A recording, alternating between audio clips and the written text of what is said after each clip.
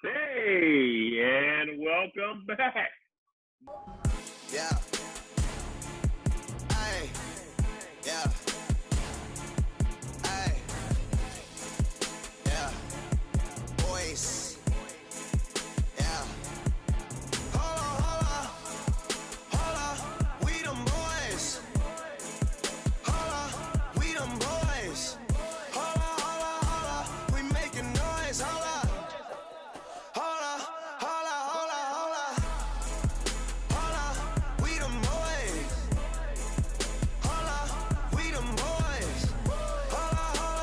Yes, indeed. Now we're going to round it out with the Midwest. Final bracket. Teams. Final bracket of the day.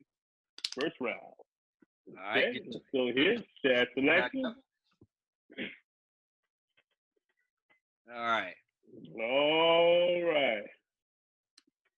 The number one seed out the West. Talked about this kid 100,000 times. My chat all came in as the overall number one seed. Dominic Sam. I'm not going to say anything about him. He has my vote to move on. First round. That was easy. God dang. Wait, who is he going up against? Patrick Hoper. I'll let you speak on Patrick. See, that's wrong because you said the boy's last name wrong. It's Patrick Haper. Haper, Hoper. Hey, he's no match for Dominic Sam. Well, it's not much to speak about it. Patrick Haper played with he did a great job. He did help his team go to the state tournament, lost in the regional championship game. He played alongside the Big Three. He was the center that started with the Big Three and Reggie Williams. Good player for us. I think George Johnson got the most out of Patrick Haper that Patrick Haper would out of himself. He pushed him every day in practice. So yeah, it's not even a match. If you go to our YouTube channel, you hear what we talked about, Damo Tham. No match here. My vote's Dominic Tham. Here's an interesting matchup. 8-9 game. Like I said, basically the same type of player. Brandon Howard, Chris Evans. And this is a tough one, Coach, because I think me and you talked a little bit off air about how we felt about this one. So it's going to be tough, but here we go. I tell you what's pretty funny is when the group text came out yesterday and all the guys were talking about the 8-9 game, this matchup, they said this will probably be the only game where both of these guys will be taking charges against each other. yeah.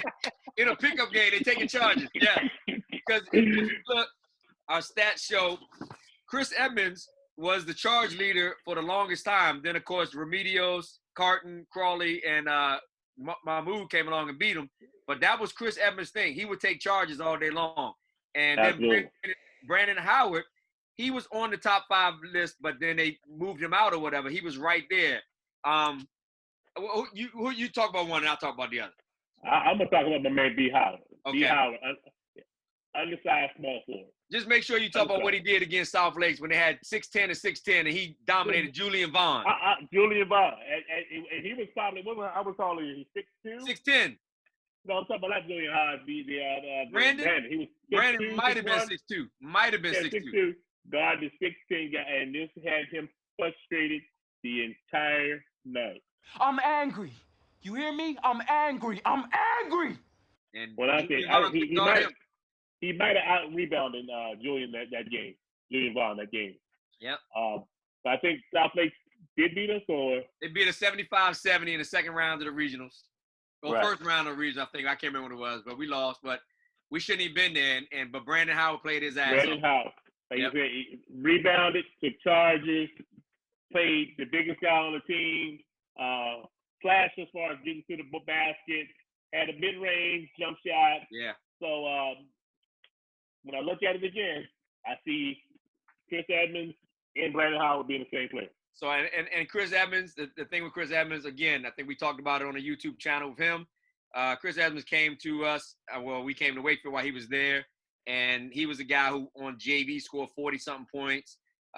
They had him at the 2 guard and all this type of stuff. And by the time we finished evaluating and looking at this kid, it was like, yo, my man, you're not a 2 guard. And well, what am I? You're only 5'10". What are you? Son, you're a power forward. So he played his role as a power forward. He actually started that first year for us with Alex Irma. So Alex Irma was our center. Chris Evans was a power forward. Of course, as time evolved, we changed a lot of things up because Alex Irma then moved out to the wing a little bit. But we were able to see that what was going to help Wakefield was Chris Evans being down there battling.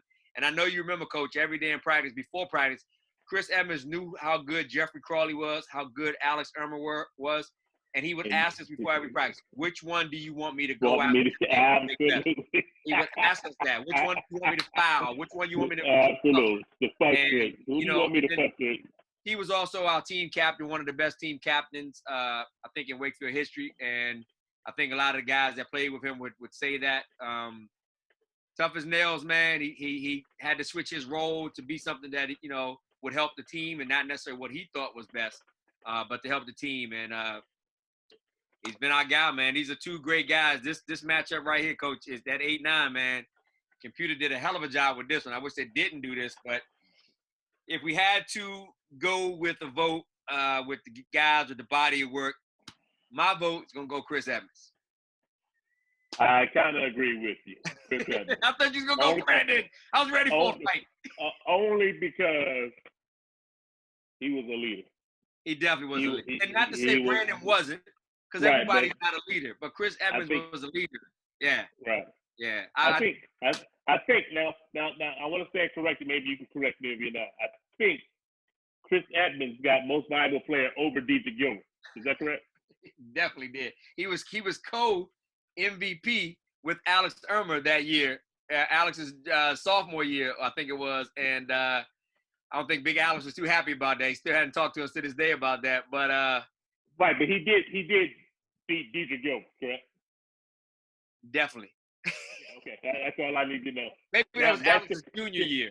Yeah, but see, now that still lets me know why the 12 and the 5 game is so important with Gilbert and let me go back at it. It was Gilbert and Alex Henderson. So I don't know. Okay, so I'm gonna go with Chris Evans. I'm going second upset of the game. D. Howard, that's my man. He's doing good things right now, man. But that's my man. But there wasn't too many leaders like Chris Evans, man. Absolutely. Yes. All right. The next game, 5-12 game. We got Halil Park versus Brandon Harris. There's another that we shouldn't spend too much time on. You can't, because you had Brandon Harris, who was 6'3", smooth little game now at 6'3", 6'4", to shoot the baby jumper. And they had a nickname for him. They told him to dress up once. I can't even tell the story. They told him to dress up one day and put on all white. And he could come in as Mr. Softy. Oh, but I tell you what, Brandon played hard, man. Sneaky, he played hard. He did. Played hard for his era. But if I'm going to lead, I got to go against the man who played an entire game that didn't even sweat. Never. They played hard, but never sweat. Yeah. And he easily give you 25 on a night easily. Easily. So I'm gonna go with Halil Park. Halil Parks, he scored the ball with the best of them, man. I wish we would have had him 4 years, but I mean he 4 years. His junior year, but took his team to the state tournament as well too. MVP of a couple of tournaments and all. I can't say enough about Halil Parks. Go watch our YouTube channel because we talked about him as well too. But yeah, this is an easy win for 5. Halil Parks moves on. Absolutely. I think he missed one vote for being all region. He missed first team all region. First team all region. He was second team all region. But other than that, I mean, Halil's still playing college basketball right now, Virginia State, doing big things, man. So proud of Halil Parks. He's moving on. All right. Next up, 4-13. This is the man child, Geoffrey Crawley versus Justin Glenn. And another 8th grade man child.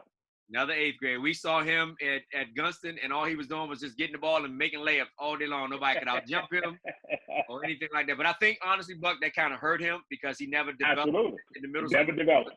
He just stood underneath the basket and just got the ball and made layups, and nobody could stop. He was bigger than everybody. He came to Wakefield at 6'4". He left Wakefield 6'5". So he matched that, topped out in the 8th grade and really didn't grow back. He played on varsity as a freshman. He was, again, 3 people that we've had on varsity since we've been there. He was one of them. Justin Glenn came in with Corey Aldrich, the varsity. But he played hard, but never really materialized into his best potential as far as that. And so in this matchup, going up against Geoffrey Crawley, it's a no-brainer. I mean, Geoffrey Crawley could have started on everybody in Northern Virginia's team that year. He didn't even start for us at 28 and 16. A lot of coaches would come up to him and say, just give us Crawley. You got everybody else. We'll take Crawley. So a lot of our teams was playing, making their subs and stuff. We was making a sub with Geoffrey Crawley, who was originally a starter, and he was killing people off the bench. So, and I think Crawley was. And one time I said, Crawley, you want to start? He was like, nah. Nope. I want to watch the game. I want to watch the game for 4 minutes. I know at the 4-minute mark, I know to check in.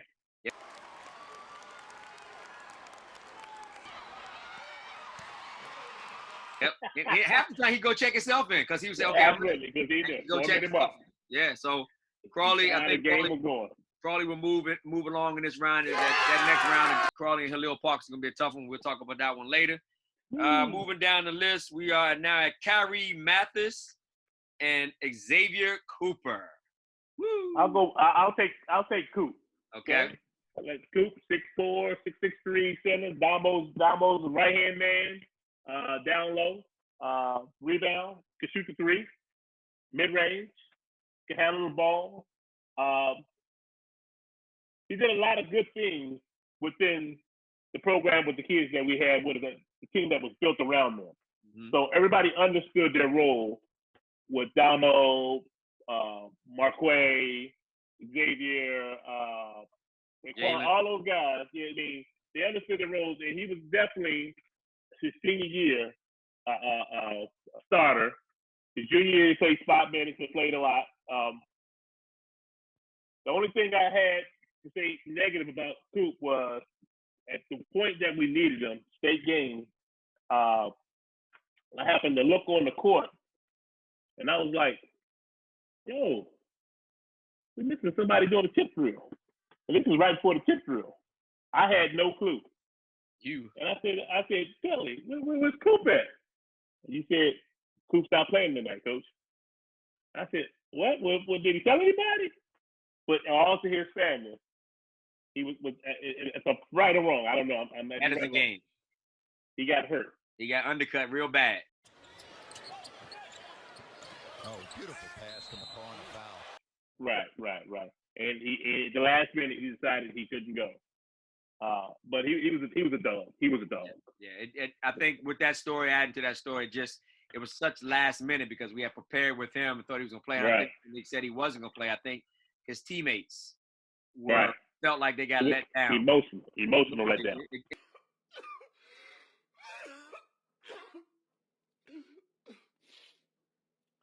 And then X's thing was, we were facing Freedom, who at the time, made it to the regionals and all that, but we probably were the better team. But that night, Freedom came to play, and Coop thought that, I'll be ready next game. The next game, right.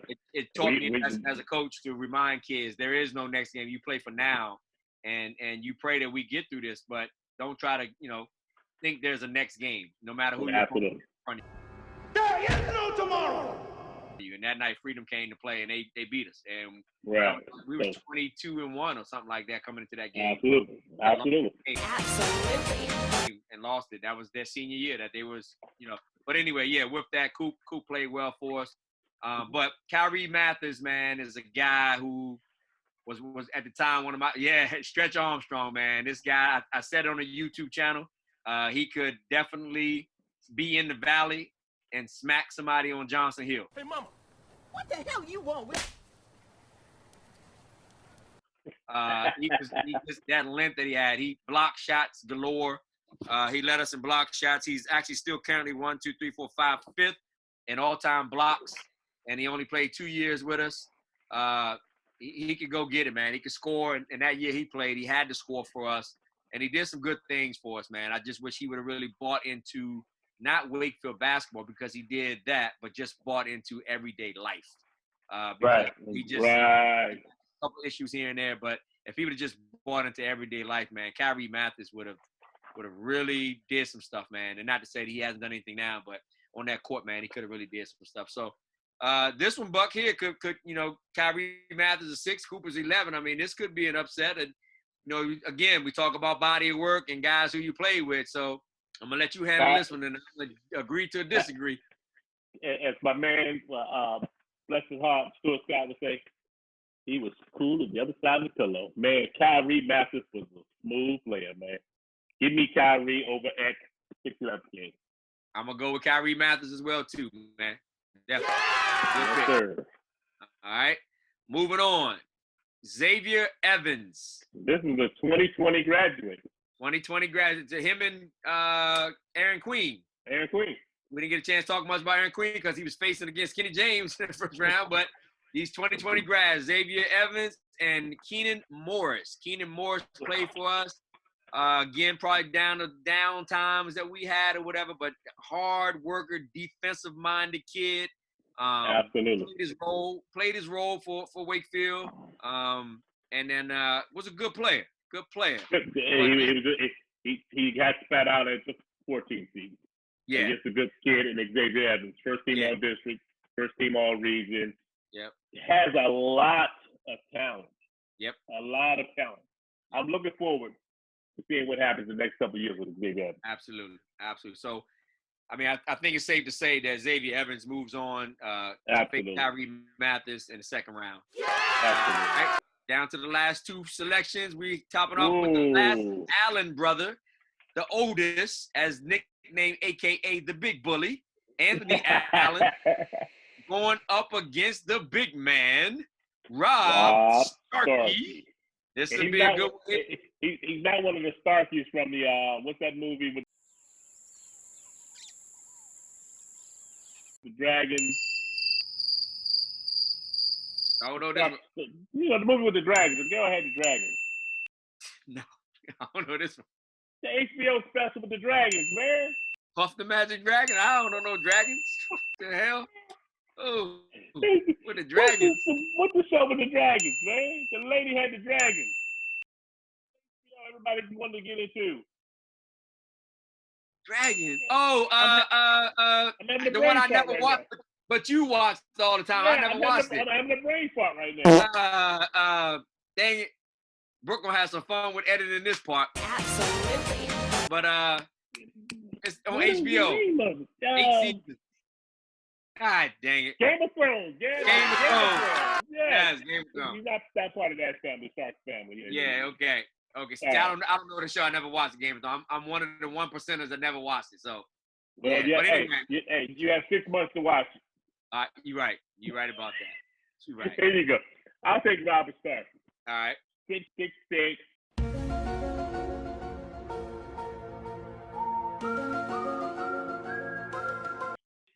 Dominant, and sometimes when he made up his mind that he wanted to be angry, and he wanted to score inside and not step outside to shoot the three. He's another one of those guys who believes that I'm a three-point shooter. No question about it. He can hit the three.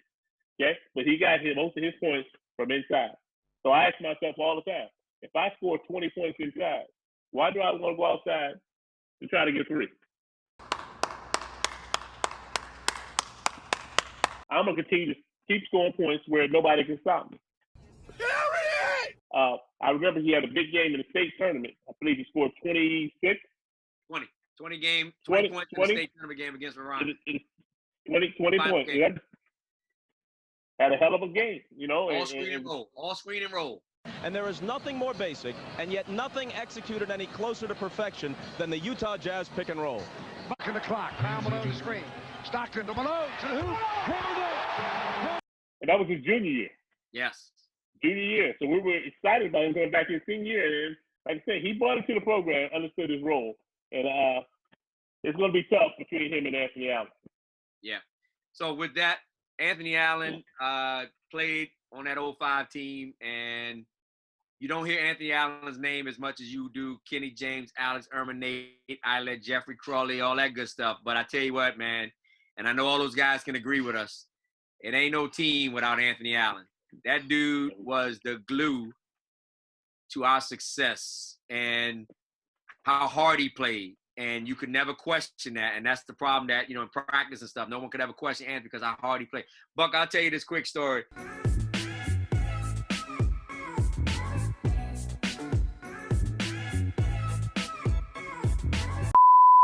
You remember Anthony was on JV. He was on JV as a sophomore our first year. And so we had him on JV Well, he probably could have played varsity, but we kept him on JV. And I'll never forget me and you were sitting in the chairs by the office, and we were watching the JV game, and they were in a zone. And Anthony was in the back of the zone. And I had never heard a kid on the court saying, defense.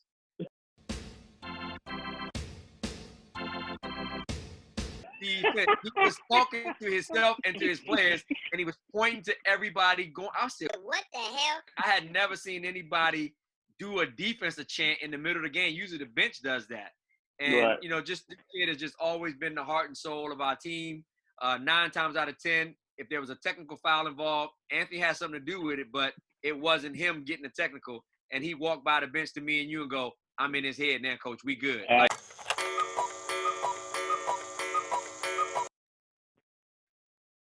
Oh, I think you froze up on me, man. Are you okay?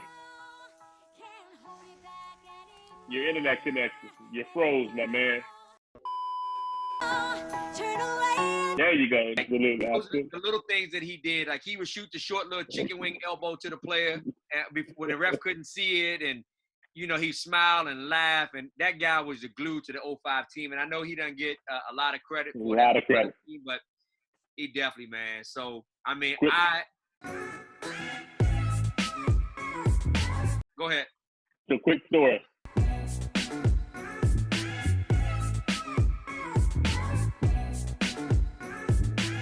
Okay, I remember we were all just talking around right before we went to the might have been the state tournament. So we were all sitting down by your office, the whole team and everything, talking about what we look forward to going to the state and everything. Wanted everybody to get everything off their chest. And I remember he stood up and said, "Man, y'all understand? Sometimes I just be thinking, I just want to smack all y'all. Which one I want to smack first?" Yes, that's my man, and everybody respect him. Absolutely.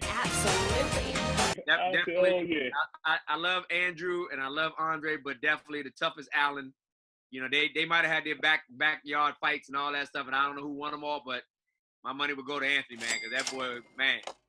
That's my boy, Punk. Could he give it to you? So I love Robbie Starkey. I love what Robbie Starkey did for the program in his 3 years there. Not only that, but he did AAU with us, and he came around. Great kid. We still in touch with Robbie to this day. But my vote, man, is Anthony Allen. Anthony Allen, hands down. So moving on to the last pick of the Midwest bracket. 2 kids who played at the same time, Dang Now and Jordan Allen. Pretty boy Jordan. Hey, pretty hair.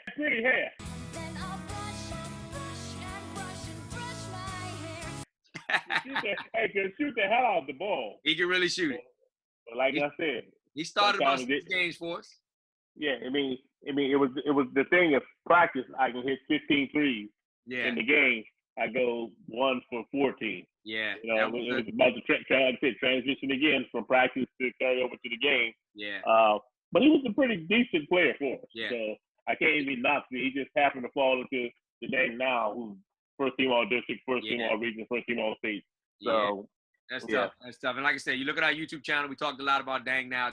Hey, the boy from Africa. Dang Now, I think is going to easily move on to the second round to face Anthony Allen. Absolutely. Can't disagree with you there. So there you have it. Let's get a recap of the Midwest. All right. Coming in the second round, we have Dominic Sam versus Chris Edmonds. Halil Parks. This would be another 4-5 game that you just go. What the hell? That's going to be tough. Halil Parks and Geoffrey Crawley. Carey Mathis and Xavier Evans. And Anthony Allen versus Dang Now. Ooh. It's going to be some good ones. It's going to be. All right. So with that being said, we have now completed the first rounds of the East, South, West, and Midwest brackets. Stay tuned for our next segment where we dive into the second round. And as the guys advance, we'll continue to hopefully keep it real. And please chime in on our picks. And Facebook, wherever you want to chime in at. We look forward to it, and stay tuned. But we're going to continue having some fun till we get down to the Final Four. And we're also going to have some special Zoom-in callers that's going to talk. We're going to try to get some of the players on here to fight for why they think they should move forward. So we're going to Hey, listen, it's coronavirus time. Coronavirus! Coronavirus! Virus! We got a lot of time to do what we want to do, so we're going to have some fun with zooming some guys in. So what do you think, Buck? Zoom, zoom, zoom. Zoom, zoom, zoom. It's getting serious on this track, fam. Zoom, zoom, zoom. Zoom, zoom, zoom. Zoom, zoom, zoom. Zoom, zoom, zoom. Zoom, zoom, zoom. Zoom, zoom, zoom. Zoom, zoom, zoom. Zoom. So there you have it. That's our first segments of finishing up with the brackets, and we'll continue. Stay tuned with us, and everybody out there, wash your hands, stay safe, and stay informed. Hey, oh, look at you. This is like you been sitting on practicing that. Hey, wash your hands, stay in tune. What? Okay, Larry. Does everybody know your real name? Does everybody really know your real name is Larry? All right, Brooke, this is where you cut.